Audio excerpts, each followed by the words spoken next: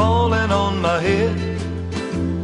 And just like the guy's feet are too big for his bed, nothing seems to fit. Those raindrops are falling on my head, and they keep falling. So today we're going to learn about the water cycle. Water precipitates out of the clouds where it collects on the ground in the form of rain. After that, the water is evaporated by the sun into the air, where it condenses into a cloud. And then from there, the clouds precipitate the rain again. That's why we call it the water cycle, because the water moves in a cycle. But does it really?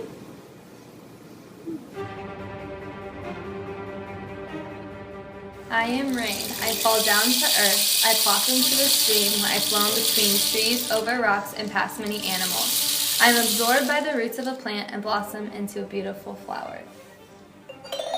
I am hail, and I am angry, so I dent a car. I'm melting. I am flowing to the drain. I make it my way to the processing plant to get cleaned up to be reused. I am rain. I fall down to earth. After a long and relaxing trip, I hit the ground and become part of a puddle. I then get drank by Ada. I fall from the cloud as a beautiful snowflake onto a huge mountain. I become so cold that I freeze to it. I melt and become a raindrop. I take a fun slide down the mountain into a puddle of raindrops. The sun is so hot that I then evaporate into the air.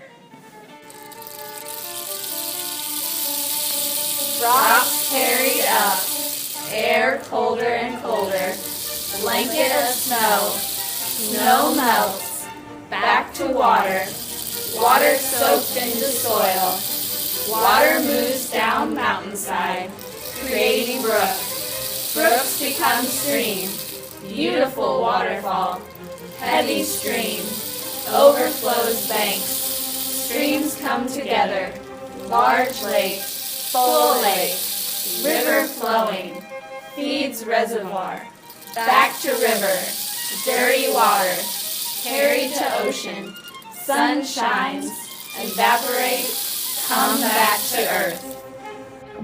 So as we just learned, class, the water cycle isn't really a cycle. It's more of a process in which the water can take many divergent paths.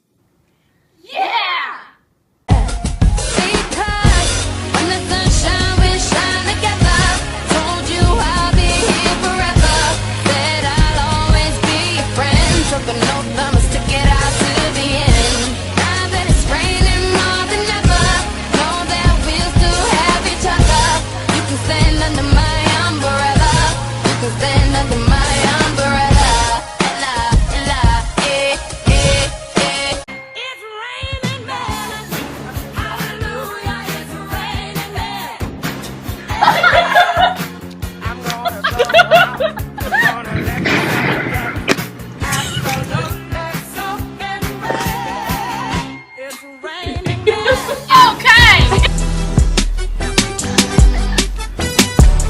Bigger, bigger,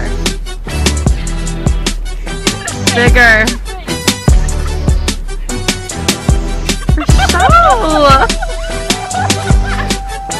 So,